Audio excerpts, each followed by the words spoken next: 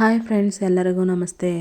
ಮುದ್ದು ಸೊಸೆ ಮುಂದಿನ ಸಂಚಿಕೆಯಲ್ಲಿ ಏನಾಗುತ್ತೆ ನೋಡೋಣ ಬನ್ನಿ. ನೋಡೋದಕ್ಕೂ ಮುಂಚೆ ಯಾರು ವಿನೋದ ವೈಎಂ ಬ್ಲಾಗ್ಗೆ ಸಬ್ಸ್ಕ್ರೈಬ್ ಆಗಿಲ್ವೋ ಪ್ಲೀಸ್ ಸಬ್ಸ್ಕ್ರೈಬ್ ಆಗಿ, ಬೆಲ್ಲೈಕಾನ್ ಆಲ್ ಅಂತ ಒತ್ತಿ ಫ್ರೆಂಡ್ಸ್. ಲೈಕ್ ಮಾಡಿ, ಶೇರ್ ಮಾಡಿ, ಕಮೆಂಟ್ ಮಾಡಿ. ಮಾವಯ್ಯ, ಈಚೆ ಕಡೆ ಪೇಪರ್ನವರು ನ್ಯೂಸ್ನವ್ರು ಬಂದವ್ರೆ ಅಂತ ಕೋಟ್ಲೆ ಬರ್ತಾನೆ.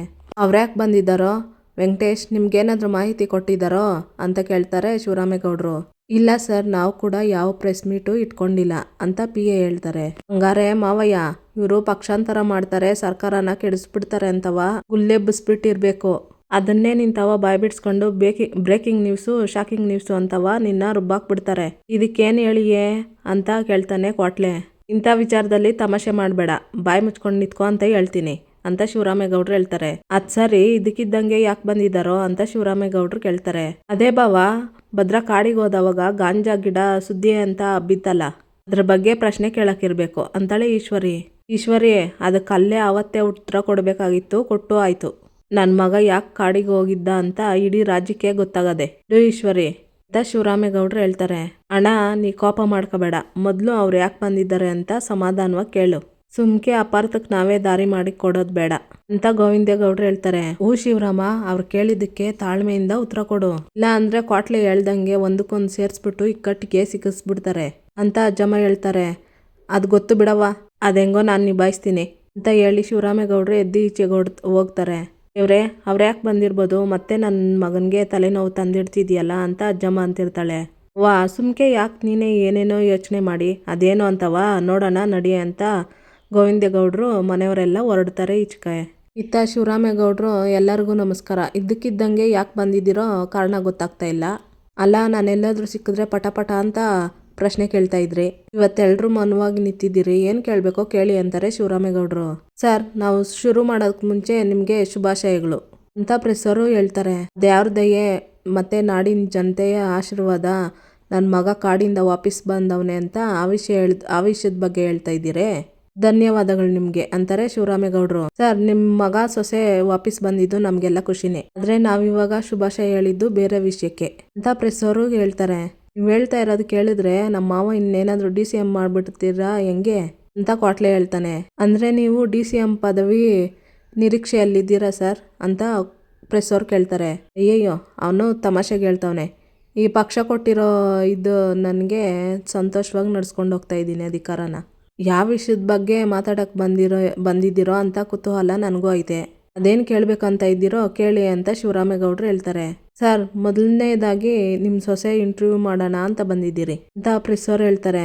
ಎಲ್ಲರಿಗೂ ಶಾಕ್ ಆಗುತ್ತೆ. ಯಾರೋ ನಮ್ಮ ವಿದ್ಯನ್ನ ಅಂತಾರೆ ಶಿವರಾಮೇಗೌಡರು. ಹೌದು ಸರ್, ಅವ್ರನ್ನೇ ಅಂತಾರೆ ಪ್ರೆಸ್ಸವರು.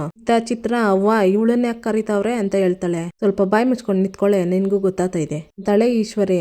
ಬಿಡವ್ವ ಹೋಗ್ಲಿ, ಅದಕ್ಕೆ ಯಾಕೆ ಹಿಂಗಾಡಿ ಅಂತಾಳೆ ಚಿತ್ರ. ಅಂತಮ್ಮ, ಏನ್ ಸಮಾಚಾರ, ಅತ್ಗೆಮ್ಮನ್ ಕರೀತಾವ್ರಲ್ಲ ಅಂತಾನೆ ಕೋಟ್ಲೆ. ನನ್ಗೇನ್ಲ ಗೊತ್ತು, ನಾನು ನಿನ್ನಂಗೆ ಈಗ ತಾನೇ ಬಂದಿರೋದು, ಸುಮ್ಮನೆ ನಿಂತ್ಕೊಳ್ಳ ಅಂತಾನೆ ಭದ್ರಾ. ಆಯ್ತು ಬಿಡಪ್ಪ, ನಿನ್ಗೂ ಗೊತ್ತಿಲ್ಲ ಅಂತಾನೆ ಕೋಟ್ಲೆ. ಅಲ್ಲ, ನನ್ನ ಸೊಸೆನ ಯಾಕೆ ಕರಿಬೇಕು ಅಂತ ಶಿವರಾಮೇಗೌಡರು ಹೇಳ್ತಾರೆ. ನಿಮ್ಮ ಸೊಸೆ 600ಕ್ಕೆ 600 ಮಾರ್ಕ್ಸ್ ತಗೊಂಡು ಸ್ಟೇಟ್ಗೆ ಫಸ್ಟ್ ಬಂದಿದ್ದಾರೆ ಅಂತ ಹೇಳ್ತಾರೆ ಪ್ರೆಸ್ನವರು. ಈ ವಿಷಯ ಕೇಳಿ ಎಲ್ರಿಗೂ ಶಾಕ್ ಆಗುತ್ತೆ. ಶಿವನೇ, ಬಸ್ರಿಂಗ್ಸ್ ಬೈಕೆ ಏನೋ ಬರೆದು ಪಾಸ್ ಆಗಲಿ ಅಂತ ಕರ್ಕೊಂಡೋದ್ರೆ, ಆದರೆ ಈಗ ರಾಜ್ಯಕ್ಕೆ ಫಸ್ಟ್ ಬಂದು ನನ್ನ ಕುತ್ಲೆಗೆ ತಂದು ಮಡಗದ್ಲಲ್ಲಪ್ಪ ಅಂತ ಅಜ್ಜಮ್ಮ ಮನಸ್ಸಿನಲ್ಲೇ ಅನ್ಕೊಂತಿರ್ತಾಳೆ. ಪೂರಕ ಪರೀಕ್ಷೆ ಇಷ್ಟರಲ್ಲೇ ನಿಮ್ಮ ಸೊಸೆ ಮಾತ್ರನೇ ಇಷ್ಟು ಮಾರ್ಕ್ಸ್ ತಗೊಂಡಿರೋದು, ಅದಕ್ಕೆ ಅವ್ರಿಗೆ ವಿಷಯ ತಿಳಿಸಿ ಇಂಟರ್ವ್ಯೂ ತಗೊಳ್ಳೋಣ ಅಂತ ಬಂದಿದ್ದೀವಿ ಅಂತ ಪ್ರೆಸ್ಸವ್ರು ಹೇಳ್ತಾರೆ. ಏನಿದು, ಇವ್ರು ಹಿಂಗೆ ಹೇಳ್ತಾವ್ರಲ್ಲ, ಹಂಗಾದ್ರೆ ವಿದ್ಯಾ ಪರೀಕ್ಷೆ ಬರ್ದಿದ್ದಾಳಿಯೇ ಅಂತ ಶಿವರಾಮೇಗೌಡರು ಮನಸ್ಸಿನಲ್ಲೇ ಅನ್ಕೊಂತಿರ್ತಾರೆ. ವಿದ್ಯಾಕ್ಕ ಯಾವ ವಿಷಯ ಅಟ್ಟಿವರೆಗೆ ಗೊತ್ತಾಗಬಾರ್ದು ಅಂತ ಇದ್ವೋ ಆ ವಿಷಯನ ರಾಜ್ಯಕ್ಕೆ ಹೇಳಕ್ ಬಂದವ್ರೆ ಅಂತಾಳೆ ಚಂಪಾ. ಮುಗೀತು ಚಂಪಾ, ಇವತ್ತಿಗೆ ನನ್ನ ಕತೆನೇ ಮುಗೀತು. ಇವಾಗ ಮಾವಯ್ಯ ಏನಾದರೂ ಕೇಳಿದ್ರೆ ಏನು ಚಂಪಾ ಹೇಳೋದು ಅಂತ ವಿದ್ಯಾ ಹೇಳ್ತಾಳೆ. ಏನಂತಮ್ಮ, ಅತ್ಕೆಮ್ಮ ಧೂಳು ಎಬ್ಬಿಸ್ಬಿಟ್ಟವ್ರೆ ಪರೀಕ್ಷೆಯಲ್ಲಿ ಅಂತ ಕೋಟ್ಲೆ ಹೇಳ್ತಾನೆ. ಅಲ್ಲಿ ಅವಳು ಧೂಳು ಎಬ್ಸಿರೋದು ನಮ್ಗಿಲ್ಲಿ ಗೊಳಾಡಂಗಾಗೈತೆ. ಮುಂದಕ್ಕೆ ಇದೆ ಏನಾತೈತೋ, ಇದ್ರನಿಂದ ಏನಾಗುತ್ತೋ ಏನು ಕತೆನೋ, ಇನ್ನು ಅದ್ಯಾವರು ನಮ್ಮನ್ನ ಕಾಪಾಡೋಕ್ಕೆ ಸಾಧ್ಯನೇ ಇಲ್ಲ ಅನ್ನಿಸ್ತೈತೆ ಅಂತ ಭದ್ರಾ ಹೇಳ್ತಾ ಇರ್ತಾನೆ. ವಿಷಯ ಏನು ಅಂತ ಗೊತ್ತಾಯ್ತಲ್ಲ, ಇವಾಗ್ಲಾದ್ರೂ ಬರಕ್ಕೆ ಹೇಳಿ ಸರ್ ಅಂತಾರೆ ಪ್ರೆಸ್ಸವರು. ಕೋಟ್ಲೆ ಅಂತಾರೆ ಶಿವರಾಮೇಗೌಡರು. ಅತ್ಗೆಮ್ಮ ಅಂತಾನೆ ಕೋಟ್ಲೆ. ಅಣ್ಣಯ್ಯ, ನಾನು ಹೋಗೋಕ್ಕಿಲ್ಲ, ಶಾನೆ ಭಯ ಆಯ್ತೈತೆ ಅಂತ ವಿದ್ಯೆ ಹೇಳ್ತಾಳೆ. ಹೋಗಿಲ್ಲ ಅಂದರೆ ಪೇಪರ್ನವರು ಮುಂದ್ಗುಟೆ ಮಾವನಿಗೆ ಅವಮಾನ ಆಗೋತ್ತದೆ, ಹೋಗು ಅತ್ಕೆಮ್ಮ ಅಂತ ಕ್ವಾಟ್ಲೆ ಹೇಳ್ತಾನೆ. ಯಾಕ ಹೋಗು ಅಂತಾಳೆ ಚಂಪಾ. ಚಂಪಾ ಮುಗೀತು ಇವತ್ತಿಗೆ ನನ್ನ ಕತೆ ಅನ್ಕೊಂಡು ವಿದ್ಯಾ ಹೋಗ್ತಾಳೆ. ಈಶ್ವರಿ ಏ ವಿದ್ಯಾ ನಿನ್ನೆ ತಾನೇ ಕರಿತಾ ಇರೋದು ಹೋಗು ಅಂತಾಳೆ. ವಿದ್ಯಾ ಪ್ರೆಸ್ ಅವ್ರ ಹತ್ರ ಬಂದು ನಿಂತ್ಕೊಂತಾಳೆ. ಅಲ್ಲ ಅಕ್ಕ ನಮ್ಮ ಕಣ್ ತಪ್ಪಿಸಿ ಅದ್ಯಾವ ಮಾಯ್ದಾಗ ಹೋಗಿ ಪರೀಕ್ಷೆ ಬರೆದ್ಲು ಅಂತ ಕೇಳ್ತಾಳೆ ಈಶ್ವರಿ. ನನಗೂ ಅದೇ ಅರ್ಥ ಆಗ್ತಾ ಇಲ್ಲ ಈಶ್ವರಿ ಅಂತಾಳೆ ಮೋಹನ. ಸರ್ ಹಾಗೆ ನಿಮ್ಮ ಮಗ ಭದ್ರೇಗೌಡನು ಬರೋದು ಕೇಳಿ ಸರ್ ಅಂತ ಪ್ರೆಸ್ ಅವರು ಹೇಳ್ತಾರೆ. ಭದ್ರನನ್ನು ವಿದ್ಯಾ ಪಕ್ಕದಲ್ಲಿ ಬಂದು ನಿಂತ್ಕೊಂತಾನೆ. 600ಕ್ಕೆ 600 ಮಾರ್ಕ್ಸ್ ತಗೊಂಡು ನಮ್ಮ ಸ್ಟೇಟ್ಗೆ ಫಸ್ಟ್ ಬಂದಿದ್ದೀರಾ, ಅದಕ್ಕೆ ನಮ್ಮ ಕಡೆಯಿಂದ ನಿಮಗೆ ಕಂಗ್ರ್ಯಾಚುಲೇಷನ್ಸ್ ವಿದ್ಯಾವರೇ ಅಂತ ಪ್ರೆಸ್ ಅವರು ಹೇಳ್ತಾರೆ. ಅಂದಾಗೆ ನಿಮ್ಗೆ ಹೇಗೆ ಅನಿಸ್ತಿದೆ ವಿದ್ಯಾವರೇ ಅಂತ ಕೇಳ್ತಾರೆ ಪ್ರೆಸ್ ಅವರು. ವಿದ್ಯಾ ಸುಮ್ಮನೆ ನಿಂತಿರ್ತಾಳೆ. ಯಾಕೆ ವಿದ್ಯಾವರೇ ಸುಮ್ಮನೆ ನಿಂತ್ಬಿಟ್ರಿ ಮಾತಾಡಿ ಅಂತಾರೆ ಪ್ರೆಸ್ ಅವರು. ಎಲ್ರಿಗೂ ತುಂಬಾ ಥ್ಯಾಂಕ್ಸ್ ಅಂತಾಳೆ ವಿದ್ಯಾ. ಒಂದು ಹೆಣ್ಣು ಮಗು ಆಗಿ ಅದರಲ್ಲೂ ಈ ರಾಜ್ಯದ ಮಂತ್ರಿಯ ಸೊಸೆಯಾಗಿ ನೀವು ಹಿಂಗೆ ಸಾಧನೆ ಮಾಡಿರೋದಕ್ಕೆ ನಿಮ್ಗೆ ಎಷ್ಟು ಖುಷಿ ಆಗ್ತಾ ಇದೆ ಅಂತ ಪ್ರೆಸ್ ಅವ್ರು ಕೇಳ್ತಾರೆ. ಮೇಡಮ್ ಅವರೇ ವಸಿಯ ಅವ್ರಿಗೆ ಅವ್ರಿಗೆ ಈ ಥರ ಮೈಕ್ ಮುಂದೆ ಎಲ್ಲ ಮಾತಾಡಿ ಅಭ್ಯಾಸ ಇಲ್ಲ ಅಂತ ಭದ್ರ ಹೇಳ್ತಾನೆ. ಯಾರಿಗೆ? ನಿಮ್ಮ ಹೆಂಡ್ತಿಗೆ ಭಯನಾ? ಅಲ್ಲ ಭದ್ರೇಗೌಡ್ರೆ, ಶಿವರಾಮೇಗೌಡ್ರ ಬಗ್ಗೆ ನೆಗೆಟಿವ್ ವಿಷಯವಾಗಿ ಇಡೀ ಕ್ಷೇತ್ರದಲ್ಲಿ ಗೆಲ್ಲೋದೇ ಕಷ್ಟ ಅನ್ನೋ ಪರಿಸ್ಥಿತಿನಲ್ಲಿ ಹಾಡು ಹೇಳ್ಕೊಂಡು ಬಂದವ್ರು ಇವರು. ಇಡೀ ಕ್ಷೇತ್ರದ ಮನ್ಸಿಗೆದ್ದು ಎಲೆಕ್ಷನ್ ಚಿತ್ರಣನೇ ಬದಲಾಯಿಸಿದ್ದು ನಿಮ್ಮ ಹೆಂಡ್ತಿ. ಆವಾಗಲೇ ಅವ್ರು ಎಂಥ ಮಾತುಗಾರರು ಅಂತ ಗೊತ್ತಾಗಿದ್ದು. ಅಂಥದ್ರಲ್ಲಿ ಇವರು ಭಯ ಪಡ್ತಾರೆ ಅಂತ ತಮಾಷೆ ಮಾಡ್ತಾ ಇದ್ದೀರಾ ನೀವು? ಹೇಳಿ ವಿದ್ಯಾ ಅವರೇ, 600ಕ್ಕೆ 600 ಮಾರ್ಕ್ಸ್ ತಗೊಂಡಿದ್ದೀರಾ, ನಿಮ್ಗೆ ಹೇಗೆ ಅನಿಸ್ತಾ ಇದೆ ಅಂತ ಪ್ರೆಸ್ ಅವರು ಕೇಳ್ತಾರೆ. ವಿದ್ಯಾ ಭಯದಲ್ಲೇ ಶಿವರಾಮೇಗೌಡ್ರ ಮುಖ ನೋಡಿಕೊಂಡು, ನಾನು ಎಕ್ಸಾಮ್ ಚೆನ್ನಾಗಿ ಬರೀಬೇಕು ಅಂತ ಅನ್ಕೊಂಡಿದ್ದೆ ಹೊರತು ರಾಜ್ಯಕ್ಕೆ ಫಸ್ಟ್ ಬರಬೇಕು ಅಂತ ಕನಸಿನಲ್ಲೂ ಅನ್ಕೊಂಡಿರಲಿಲ್ಲ. ಅದಕ್ಕೆ ಖುಷಿ ಆತೈತೆ ಅಷ್ಟೇಯ ಅಂತ ವಿದ್ಯಾ ಹೇಳ್ತಾಳೆ ಎದ್ರುಕೊಂಡು. ಅಲ್ಲ, ಇಂಥ ಒಂದು ದೊಡ್ಡ ಸಾಧನೆ ಮಾಡಿ ಅಷ್ಟೇ ಅಂತ ಎಷ್ಟು ಸಿಂಪಲ್ಲಾಗಿ ಹೇಳ್ತಾ ಇದ್ದೀರಾ? ಅದರಲ್ಲೂ ಹೆಣ್ಮಕ್ಳು ಮದುವೆ ಆದಮೇಲೆ ಓದಿದ್ರೆ ಕಷ್ಟ, ಅಂಥದ್ರಲ್ಲಿ ಸ್ಟೇಟ್ಗೆ ಫಸ್ಟ್ ಬಂದಿದ್ದೀರಾ, ಇದೆಲ್ಲ ಹೇಗೆ ಸಾಧ್ಯ ಆಯಿತು ವಿದ್ಯಾ ಅವರೇ ಅಂತ ಹೇಳ್ತಾರೆ ಪ್ರೆಸ್ ಅವರು. ಇದಕ್ಕೆ ನಿಮ್ಮ ಮನೇಲಿ ಯಾರ್ಯಾರು ಸಪೋರ್ಟ್ ಮಾಡಿದ್ರು ಅಂತ ಹೇಳ್ತೀರಾ ಅಂತ ಪ್ರೆಸ್ ಅವ್ರು ಕೇಳ್ತಾರೆ. ಇಲ್ಲಿಗೆ ನಮ್ಮ ಕತೆ ಮುಗೀತು. ಅವಳೀಗ ನಮ್ಮ ಅಮ್ಮಮ್ಮ ಮತ್ತು ನನ್ನ ಗಂಡ ಸೇರಿ ಇಬ್ಬರು ಪರೀಕ್ಷೆ ಬರೆಯೋದಕ್ಕೆ ಕರ್ಕೊಂಡೋಗಿದ್ರು ಅಂತ ಹೇಳಿದ್ರೆ ಆಮೇಲೆ ಶಿವರಾಮ ಅವಳ ಜೊತೆಯಲ್ಲಿ ನಮ್ಮಿಬ್ರಿಗೂ ಒಂದು ಗತಿ ಕಾಣಿಸ್ಬಿಡ್ತಾನೆ ಅಂತ ಅಜ್ಜಮ್ಮ ಹೇಳ್ತಿರ್ತಾಳೆ ಮನಸ್ಸಿನಲ್ಲಿ. ವಿದ್ಯಾ ಸುಮ್ಮನೆ ನಿಂತ್ಕೊಂಡಿರ್ತಾಳೆ. ನಿಮ್ಮನ್ನೇ ಕೇಳ್ತಾ ಇರೋದು, ಮಾತಾಡಿ ವಿದ್ಯಾ ಅವರೇ ಅಂತ ಪ್ರೆಸ್ ಅವ್ರು ಕೇಳ್ತಾರೆ. ನಾನಿವತ್ತು ಏನೇ ಮಾರ್ಕ್ಸ್ ತಗೊಂಡಿದ್ರು ಅದರ ಕ್ರೆಡಿಟ್ ಎಲ್ಲ ನಮ್ಮ ಮಟ್ಟಿವರೆಗೆ ಸೇರಬೇಕು ಅಂತಾಳೆ ವಿದ್ಯಾ. ಚಿತ್ರ ಏನವ್ವ ಹಿಂಗೆ ಹೇಳ್ತಾವಳೆ ಇವಳು ಅಂತಾಳೆ. ಚಿತ್ರ ಬೇರೇನೋ ನಡೆದದೆ ತಿಳ್ಕೊಳ್ಳೋದ್ರಲ್ಲಿ ನಾವು ಎಡವಿದ್ದೀವಿ ಅಟೆಯ ಅಂತ ಈಶ್ವರಿ ಹೇಳ್ತಾಳೆ. ಅವ್ವ ನಾವು ಯಾವಾಗವ್ವ ಇವಳಿಗೆ ಸಪೋರ್ಟ್ ಮಾಡಿದ್ದೀವಿ ಅಂತ ವಿನಂತಿ ಹೇಳ್ತಾಳೆ. ನನಗೂ ಒಂದು ಗೊತ್ತಾಗ್ತಾ ಇಲ್ಲ ಕಣೆ, ಇದೆಲ್ಲ ನನಗೂ ಹೊಸ ವಿಷಯ ಅಲ್ವೇನೆ ಅಂತ ಸಾವಿತ್ರಿ ಹೇಳ್ತಾಳೆ. ಸರ್, ಮದುವೆ ಅನ್ನೋದು ಒಂದು ಹುಡುಗಿ ಓದ್ಗೆ ಅಡ್ಡಿ ಆಗಬಾರ್ದು, ಗೋಡೆ ಥರ. ಹಾಗಂತ ನಿಮ್ಮಂಥ ರಾಜಕಾರಣಿಗಳು ಸ್ಟೇಜ್ ಮೇಲೆ ನಿಂತು ಭಾಷಣ ಮಾಡಿರೋದನ್ನ ಅಷ್ಟೇ ನೋಡಿದ್ದೆ. ನೀವು ನಿಮ್ಮ ಸೊಸೆನ ಚೆನ್ನಾಗಿ ಓದಿಸಿ ಪರೀಕ್ಷೆ ಬರೆಸಿ ಇಡೀ ರಾಜ್ಯಕ್ಕೆ ಮಾದರಿಯಾಗಿದ್ದೀರಾ. ನಿಮಗೆ ಹ್ಯಾಟ್ಸ್ ಆಫ್ ಸರ್ ಅಂತಾರೆ ಪ್ರೆಸ್ ಅವರು. ಇದು ಹೆಣ್ಣಾಗಿ ನನ್ನ ಕಡೆಯಿಂದನೂ ಅಭಿನಂದನೆಗಳು ಸರ್ ಅಂತ ಪ್ರೆಸ್ ಅವರು ಹೇಳ್ತಾರೆ. ಸರ್, ನಿಮ್ಮ ಹೆಂಡ್ತಿ ಈ ಮಟ್ಟಕ್ಕೆ ರಾಜ್ಯದಲ್ಲಿ ಸಾಧನೆ ಮಾಡಿರೋದನ್ನ ಅದ್ರ ಬಗ್ಗೆ ನೀವೇನು ಹೇಳ್ತೀರಾ ಅಂತ ಪ್ರೆಸ್ ಅವರು ಭದ್ರೇಗೌಡರನ್ನ ಕೇಳ್ತಾರೆ. ಅದು ಸಾಧನೆ ಯಾರಪ್ಪನ ಮನೆ ಸುತ್ತಲ್ಲ, ಬೆವರು ಸುರಿಸ್ದೋರು ಮನೆ ಬಾಗಿಲಿಗೆ ಬರ್ತೈತೆ ಅಂತ ನಮ್ಮ ಅಪ್ಪಯ್ಯ ಹೇಳೋರು. ಹಂಗೆ ಮಾಡವಳೆ ಅಟಯ್ಯ ಅಂತಾನೆ ಭದ್ರ. ಒಟ್ಟಿನಲ್ಲಿ ಅವಳ ಶ್ರಮಕ್ಕೆ ತಕ್ಕ ಪ್ರತಿಫಲ ಸಿಕ್ಕೈತೆ ಅಂತ ಹೇಳಕ್ ಇಷ್ಟಪಡ್ತೀನಿ ಅಂತಾನೆ ಭದ್ರ. ಅಂದ್ರೆ ಅವ್ವ ಇದಕ್ಕೆಲ್ಲ ಕುಮ್ಮಕ್ಕು ಭದ್ರನೇಯ. ಅಲ್ಲ, ಪರೀಕ್ಷೆನೇ ಯಾವಾಗ ಬರ್ಸ್ದ ಅಂತ ಚಿತ್ರ ಕೇಳ್ತಾಳೆ. ಈ 3 ಅಡಿ 6 ಅಡಿ ಸಾಮಾನ್ಯದವರಲ್ಲ ಚಿತ್ರ, ರಂಗೋಲಿ ಇರ್ಲಿ ಖಾರದ ಪುಡಿ ಅಡಿಲ್ನೂ ಆರಾಮಾಗಿ ನುಗ್ತಾರೆ ಅಂತಾಳೆ ಈಶ್ವರಿ. ನೋಡಿ ವಿದ್ಯಾ ಅವರೇ, ಎಲೆಕ್ಷನ್ ಟೈಮಲ್ಲಿ ನಿಮ್ಮ ಮಾವನ ವಿರುದ್ಧ ಎದ್ದಿದ್ದ ಅಪಪ್ರಚಾರದಲ್ಲಿ ನೀವು ಅವತ್ತು ಸಮರ್ಥವಾಗಿ ಉತ್ತರ ಕೊಟ್ಟು ಅವರು ಗೆದ್ದು ಮಂತ್ರಿ ಆಗೋದಕ್ಕೆ ನೀವು ಕಾರಣ ಆದ್ರಿ. ಈಗ ನೀವು ರಾಜ್ಯಕ್ಕೆ ಫಸ್ಟ್ ರ್ಯಾಂಕ್ ತಗೊಂಡು ನಿಮ್ಮ ಮಾವನಿಗೆ ಹೆಸರು ತಂದ್ಕೊಟ್ಟಿದ್ದೀರಾ. ಮುಂದೆ ನಿಮ್ಮ ಮಾವನ್ ಥರ ರಾಜಕಾರಣಕ್ಕೆ ಬರೋ ಉದ್ದೇಶ ಇದೆಯಾ ಅಂತ ಕೇಳ್ತಾರೆ ಪ್ರೆಸ್ ಅವರು. ಅಯ್ಯೋ, ನನಗೆ ಅಂತ ಯೋಚನೆನೂ ಇಲ್ಲ, ಅದ್ರ ಬಗ್ಗೆ ಆಸಕ್ತಿನೂ ಇಲ್ಲ ಅಂತಾಳೆ ವಿದ್ಯಾ. ಹಾಗಾದ್ರೆ ಹೇಳಿ ವಿದ್ಯಾ ಅವರೇ, ನಿಮ್ಮ ಆಸಕ್ತಿ ಯಾವ್ದ್ರ ಕಡೆಗೆ ಅಂತ ಕೇಳ್ತಾರೆ ಪ್ರೆಸ್ ಅವರು. ಇಷ್ಟೆಲ್ಲ ಕಷ್ಟಪಟ್ಟು ರಾಜ್ಯಕ್ಕೆ ಫಸ್ಟ್ ಬಂದಿದ್ದೀರಾ ಅಂದಮೇಲೆ ಏನಾದ್ರೂ ಒಂದು ಗುರಿ ಇಟ್ಕೊಂಡಿದ್ದೀರಾ? ನೀವು ಮುಂದೆ ಏನಾಗಬೇಕು ಅನ್ಕೊಂಡಿದ್ದೀರಾ? ಮತ್ತೆ ನಿಮ್ಮ ಮುಂದಿನ ಗುರಿ ಏನು ಪ್ರೆಸ್ ಅವರು ಕೇಳ್ತಾರೆ. ಸುಮ್ಮನೆ ನಿಂತಿರ್ತಾಳೆ ವಿದ್ಯಾ. ಯಾಕೆ ಮೇಡಮ್ ಸುಮ್ಮನೆ ನಿಂತಿದ್ರ, ಮಾತಾಡಿ ಅಂತಾರೆ ಪ್ರೆಸ್ ಅವರು. ಈಗ ರಿಸಲ್ಟ್ ಬಂದಿರೋ ಶಾಕಿಂದಾನೇ ಈಚೆ ಬರಕಾತ ಇಲ್ಲ, ಇವ್ರು ಆವಾಗ್ಲೇ ಗುರಿ ಬಗ್ಗೆ ಕೇಳ್ತಾವ್ರಲ್ಲಪ್ಪ ಅಂತ ವಿದ್ಯಾ ಮನಸ್ಸಿನಲ್ಲಿ ಅನ್ಕೊಂತಿರ್ತಾಳೆ.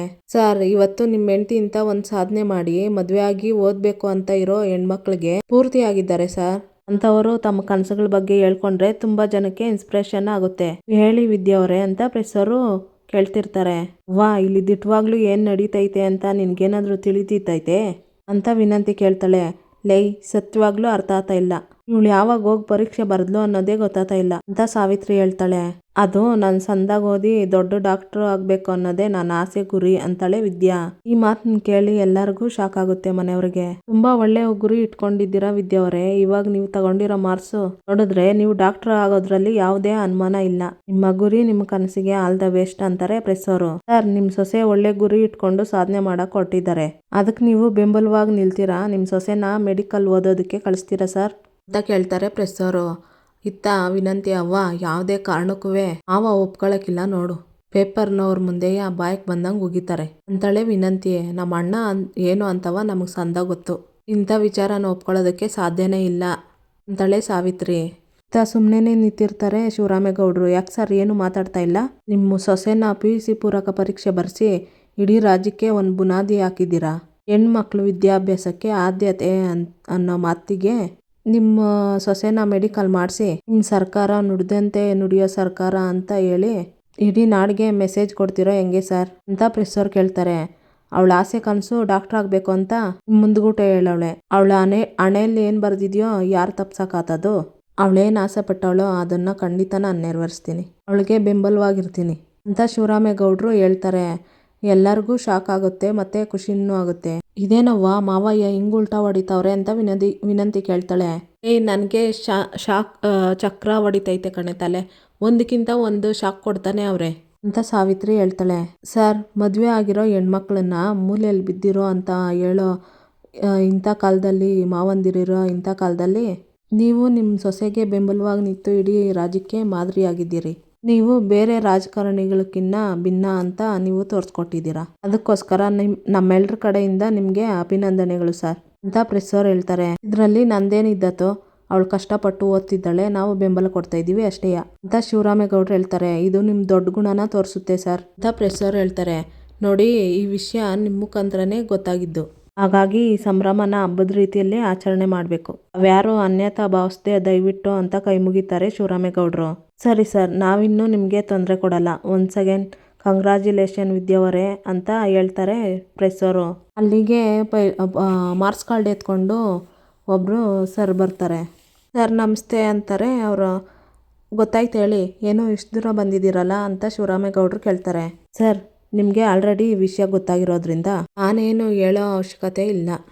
ಅದಕ್ಕೆ ನಿಮಗೂ ನಿಮ್ಮ ಸೊಸೆಗೆ ಶುಭಾಶಯ ಹೇಳ್ಬಿಟ್ಟು ಅವ್ರದ್ದು ಮಾರ್ಕ್ಸ್ ಕಾರ್ಡು ಕೊಟ್ಬಿಟ್ಟು ಹೋಗೋಣ ಅಂತ ಬಂದೆ ಅಂತ ಸರ್ ಹೇಳ್ತಾರೆ.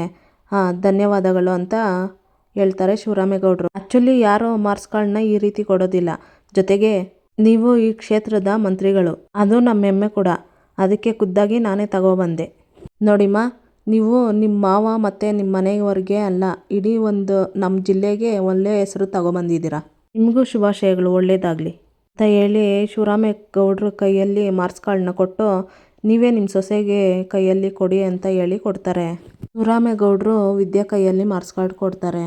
ಮಾರ್ಕ್ಸ್ ಕಾರ್ಡ್ ಕೊಡೋವಾಗ ಶಿವರಾಮೇಗೌಡರು ಈ ಮನೆಯಲ್ಲಿ ವಯಸ್ಸಿಗೆ ಬಂದ ಹೆಣ್ಮಕ್ಳು ಯಾರೂ ಕಾಲೇಜ್ ಮೆಟ್ಟ ಹತ್ಬಾರ್ದು ಅಂತ ಹೇಳಿರೋದು ನೆನ್ಪು ಮಾಡ್ಕೊತಾ ಇರ್ತಾರೆ.